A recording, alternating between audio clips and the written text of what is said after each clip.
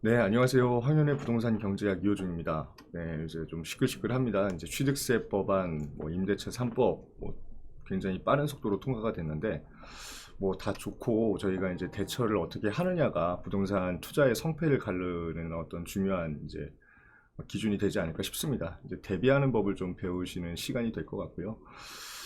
어떤 부분, 핀셋 정책이라든가 핀셋 규제라든가 이런 부분이 있을 때마다 항상 이 풍선 효과라는 게 일어나면서 규제를 피해가는 방법대로 또 다른 쪽에서 또 가격이 올라가고 이쪽은 또 영향을 받고 이런 게 있었는데, 이런 부분들은 제가 좀 전에 말씀드렸지만 이 핀셋 규제에 따른 어떤 부작용이라고 볼 수가 있거든요. 근데 지금 오늘 제가 말씀드리고자 하는 건 이 핀셋에 대한 부분이 아니라, 이 규제에 대한 부분이 아니라, 이런 현상이 왜 일어나는지에 대한 그 답을 좀 찾고자 영상을 찍으니까, 지금 이 흐름이 어떤 흐름인지 큰 흐름에 대해서 좀 말씀을 드릴 거거든요.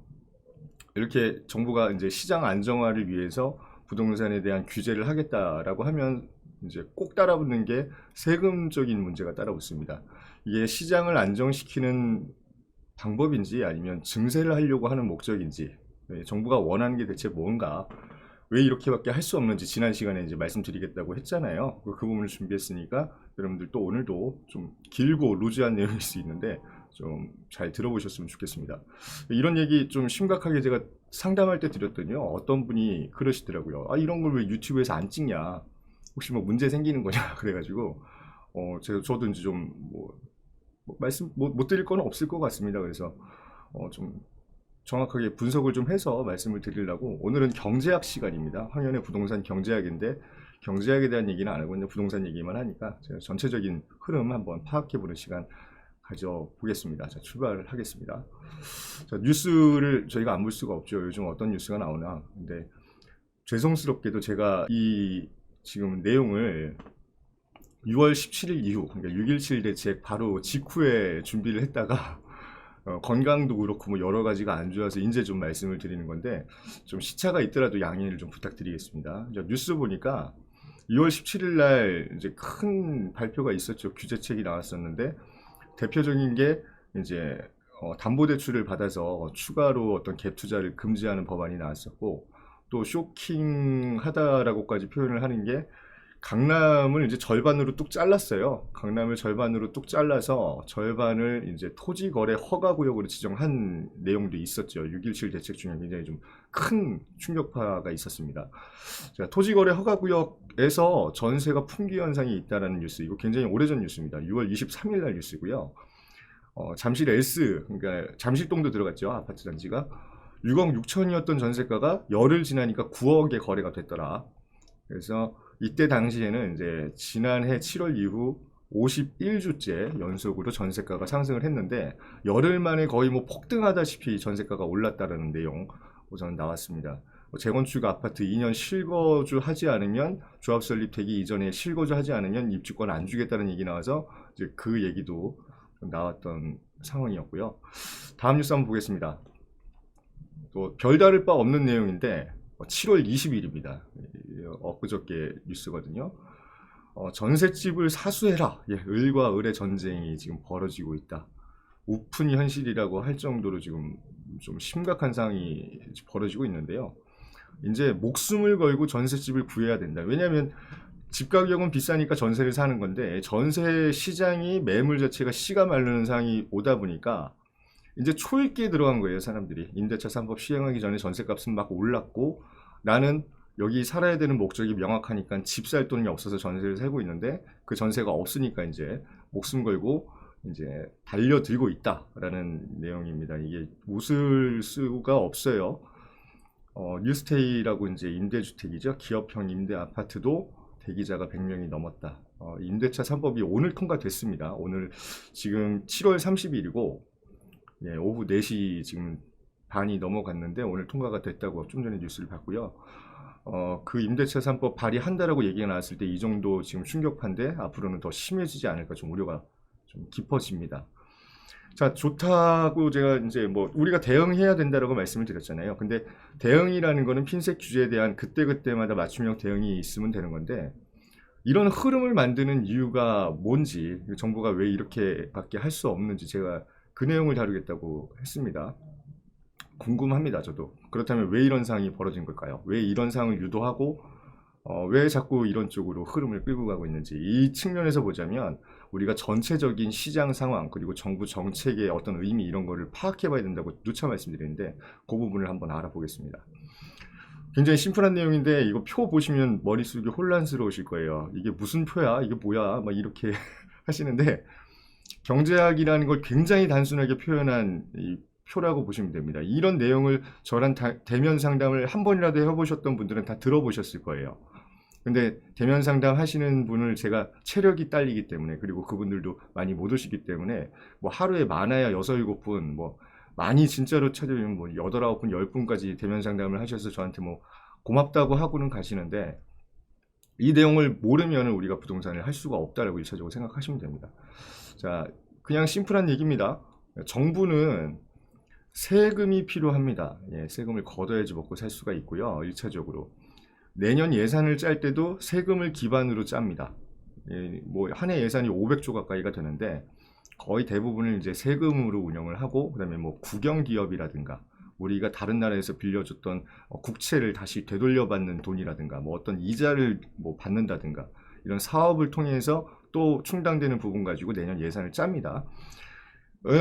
정부가 은행과 기업과 국민에게 걷는 세금이 굉장히 중요하다는 표를 지금 보여드리는 건데, 그냥 이렇게 보겠습니다. 자, 정부는 중앙은행을 보유하고 있습니다. 그래서 한국은행이라는 중앙은행에서 은행에다 돈을 빌려줍니다. 그걸 이제 기준금리라는 금리를 받으면서 운영이 되는 게 이제 1차적인 시스템입니다. 은행은 정부에서 돈을 빌려서 기준금리마다, 그러니까 심플하게 생각하자고요. 기준금리를 정부에다가 납입을 합니다. 이자니까요. 그러면 그 은행은 정부에서 돈을 빌려서 어떻게 돈을 굴리냐면, 우선은 1차적으로 기업에게 빌려줍니다. 산업은행이라는데 그런 데도 많잖아요. 회사 부도날 것 같다, 어떤 기업이 망할 것 같다 그러면 산업은행에서 뭐 산소호흡기 달아줬다, 뭐 대출을 더 해줬다, 연장을 해줬다, 이런 얘기가 나오는데, 기업에다가 은행에서 돈을 빌려주면서 기업의 사업을 좀 도와주고 그 이자를 받아서 은행은 이제 운영이 됩니다. 그래서 은행은 그 이자가 남으니까, 이자로 돈을 벌었으니까 기준금리만큼 또 한국은행에다가 입금을 한다, 이렇게 1차적으로 보시면 될 것 같아요. 그럼 기업은 은행에서 돈을 빌렸잖아요. 그래서 사업을 열심히 하면 됩니다. 사업이라는 게 어떤 생산 활동이 될 수도 있고, 아니면 뭐 연구 개발이 될 수도 있고, 여러 가지 형태로 지금 기업이 운영이 되는데, 그 기업이 어떤 사업을 하면서 상대하는 사람들이 꼭 있죠. 우리입니다. 우리 국민. 국민한테 생산품이라든가 어떤 제품을 판매하고 우리가 사주면은 또 이제 부가세라는 게 창출이 되고, 그래서 기업도 돈을 벌고 우리는 소비를 하면서 부가세를 또 정부에다 내는, 이런 시스템이 이제 기업과 국민 간 이런 거래 관계라고 보시면 될 것 같아요. 그리고 기업은 또 하나가 있죠. 국민을 고용합니다. 고용하면서 일자리를 창출을 해주고, 국민은 이게 소득을 받으면서, 그러니까 일을 열심히 한 대가를 받겠죠. 받으면서 소득세를 또 냅니다. 그 돈을 기반으로 국민연금도 내고 건강보험료도 내고 소비활동하면서 부가세도 내고, 이렇게 운영이 되는 겁니다. 그러면 국민은 또 은행에다가도 돈을 빌릴 수 있죠.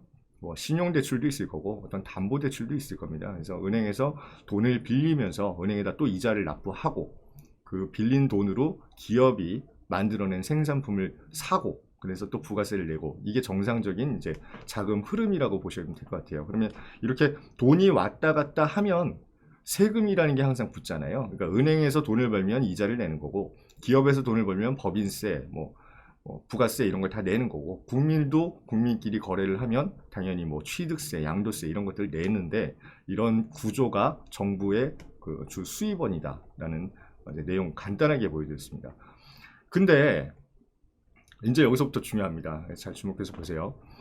정부가 바뀌었습니다. 2017년 5월에 장미대선으로 정부가 바뀌었는데, 이거 뭐 정부를 디스하자고 하는 건 아니고요. 정부의 취임 일성이 있었어요. 그러니까 재벌 개혁을 하겠다, 그렇죠?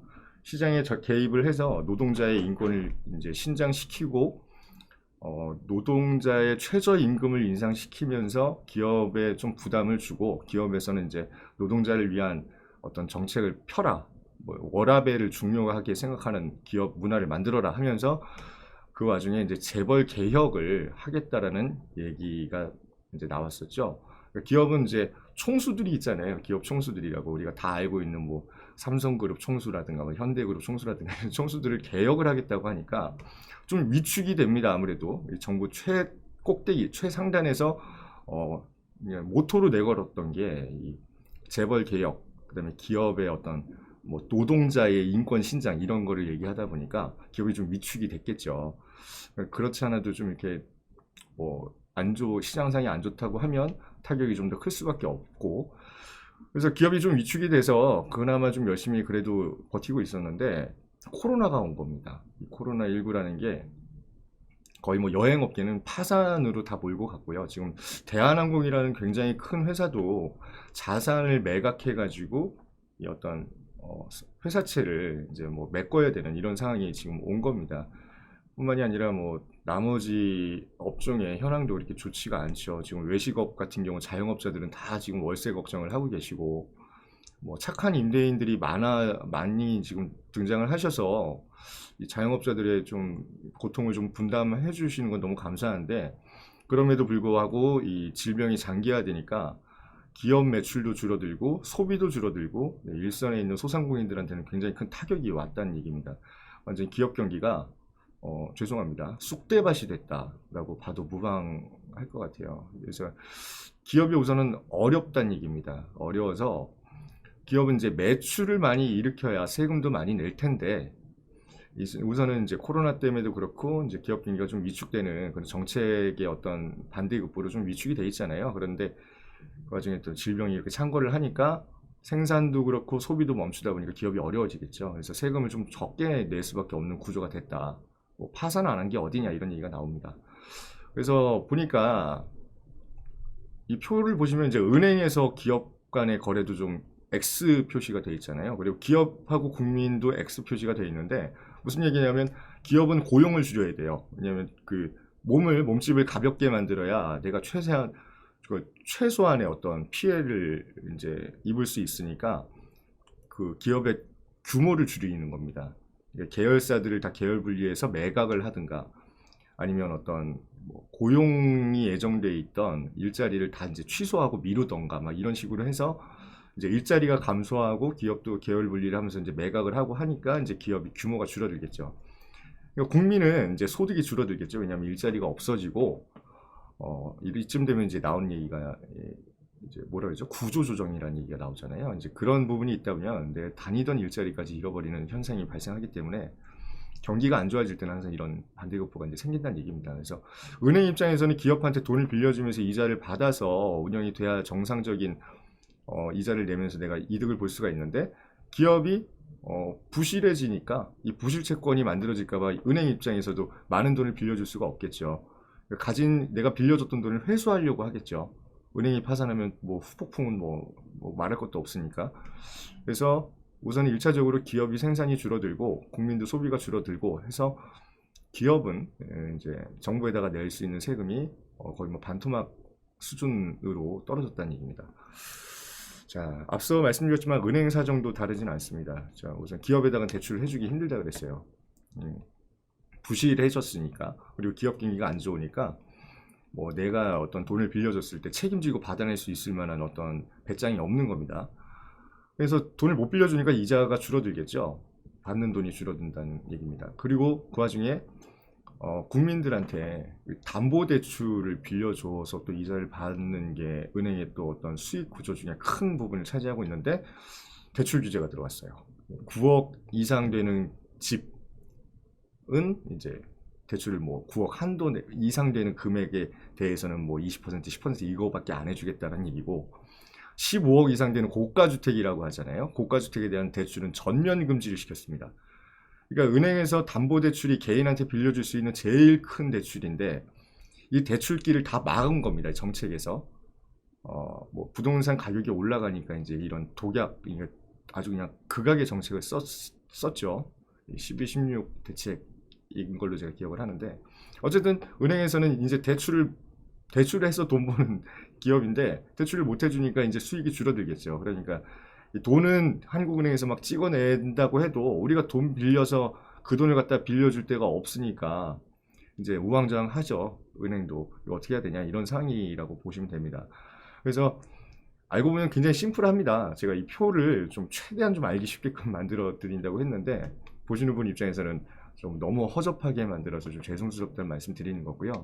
은행에서 국민한테도 대출이 안 되고, 그러니까 국민은 집을 살려고 대출을 받아서 이자를 각오를 했었는데 완전 전면 대출이 금지가 되니까 아예 거래가 끊겼다는 얘기죠. 제일 큰 흐름만 보는 겁니다.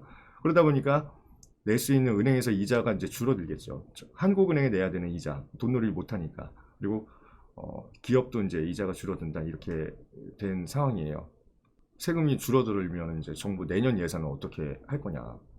코로나 때문에 이제 또 막 세수를 증대를 하고 뭐 재난지원금도 주고 복지 정책도 더 펼쳐야 되고 이러는데 이제 세금이 적게 들어오잖아요. 그래서 지금 이 상황이 얼추 좀 이렇게 이루어지지 않았나 싶어서 제가 말씀을 드리는 겁니다. 자, 이제 국민한테 어떻게든 살아야 되니까 이제 내년 예산은 빵꾸가 난 게 이제 거의 확정이 됐고요. 지금 세금을 어떻게든 좀 증세를 해서 확보를 해놓지 않으면 지출은 예정돼 있는데 이제 확보된 금액이 없잖아요. 그러니까 좀 서둘러서 법안을 좀 증세하는 쪽으로 이제 움직이는 상황인 것 같아요. 제가 볼 때는. 그런데 웃긴 게 이 국민들이 낼 수 있는 제일 큰 세금이 뭔지 아세요? 부동산 거래세예요. 부동산 거래세. 예를 들면 10억짜리 집을 샀는데 내가 뭐 굉장히 비싼 집이니까 뭐 3주택 이상 되면 뭐 4% 적용하겠다 이런 게 취득세잖아요. 그러니까 한 번 살 때 뭐 4천만 원씩 내고 그러니까 이 거래가 일어나면 세금이 당연히 나오는 건데 매매를 막았어요. 그러니까 양도세도 거두면 좋잖아요. 우리가 양도세 못 걷는 것보다 나라 입장에서는 어떻게든 매매가 일어나서 양도세 뭐 20% 30% 뜯어가든 간에 그 퍼센테이지를 그냥 받아가면 세금이 되는 건데 완전 거래를 전면 금지시키는 거예요. 지금. 그러고 나서 이제 증세를 해야 되니까 답이라는 게 뭐가 있겠습니까? 가지고 있는 데서 뺏어야 되는 겁니다. 증세할 수 있는 여건이 안 되는 거예요. 지금은 정책은 다 매매를 완전히 묶어놓고 시장 흐름을 완전히 정지시켜 놓은 상황이니까 거래세라는 게 발생할 수가 없잖아요. 그 와중에 증세는 해야 되니까 보유세를 올리는 방법밖에 없다는 얘기입니다. 아니면 우리가 서민들이 제일 무서워하는 거 있잖아요.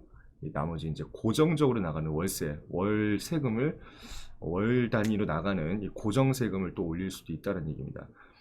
그래서 얘기 나온 게 있어요. 이 주식 양도세를 부과하겠다 이 얘기가 나왔었죠. 근데 대통령께서 직접 개인 투자 의욕을 꺾는 짓은 하지 마라 이 얘기를 했기 때문에 이게 이제 인상을 얘기했다가 검토했다가 이제 어떻게 될지 모르는 상황이 된 거고 재밌어요. 저도 이제 흡연가입니다. 목이 안 좋은 것도 이제 그것 때문에 있는데 전자담배 있잖아요. 액상 전자담배라고 해서 우리가 이렇게 연기만 나오는 전자담배가 있는데 그 액상의 세금을 또 부과를 하는데 그 2배 정도 인상을 고려하고 있다고 합니다. 자, 이거 부동산 가지고 계신 분들은 다 알고 있는 종부세를 2배 가까이 인상을 했죠.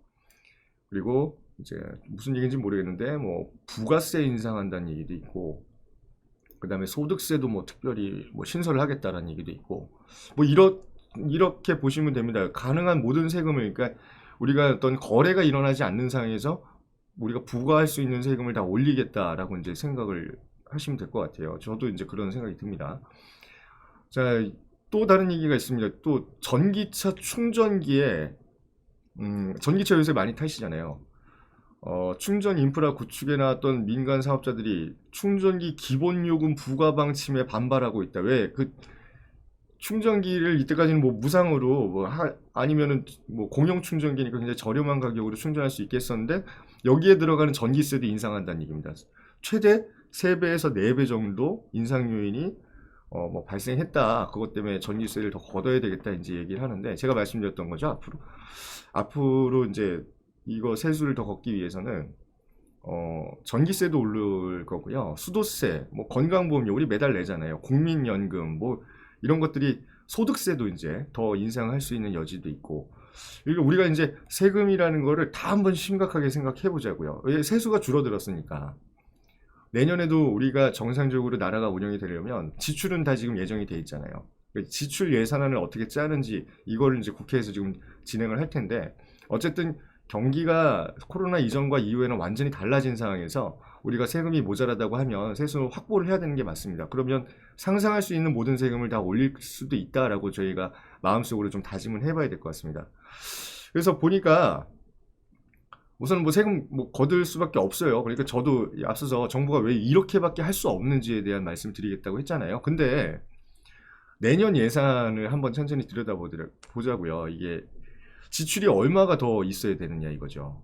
이게 이 나라에서는 이제 이번 정부는 무조건 그러니까 인권 신장, 뭐 노동력에 대한 뭐 저기 대우, 뭐 이런 거를 얘기를 하는데 이게 죄송합니다. 선심성 정책이라고 하잖아요. 이 선심성 정책, 공무원 증원, 이 공무원을 늘리면은 매달 공무원 나가는 월급 고정 지출이 생기잖아요. 이런 것들을 계속 진행을 하고 있으니까 우리가 아무리 종부세를 많이 내고 뭐 보유세를 많이 내고 소득세를 많이 내도 그 지출 규모를 따라갈 수가 없는 거예요. 지금 현재는. 이거 좀 우울한 얘기 아닙니까? 이게 이렇게 기조를 바꿔서 이 고정 지출을 나라에서 고정 지출을 늘려놓으니까 세수 확보가 가뜩이나 안 되는 상황에서 이제 우리가 감당해야 될 세금이 늘어나겠죠. 그 늘어나는 건 좋은데 이게 늘어나는 것보다 지출이 훨씬 더 많다 그러면 어떻게 우리가 해야 될 거냐 이거죠. 그래서 이런 부분은 좀 이 큰 흐름을 놓치지 마시라고 제가 먼저 항상 상담 오신 분들한테 말씀을 드리는데 어쨌든 이런 상황인 것 같아요. 제가 볼 때는. 그러면 그 나라 빚이 얼마냐 대체 뭐 이런 얘기하면 또 재정 건전성 뭐 건전하다 우리 재정 보유액이 뭐 나라 국고액이 뭐 얼마고 있고 뭐 외환 보유액이 뭐 사상 최대치고 이러는데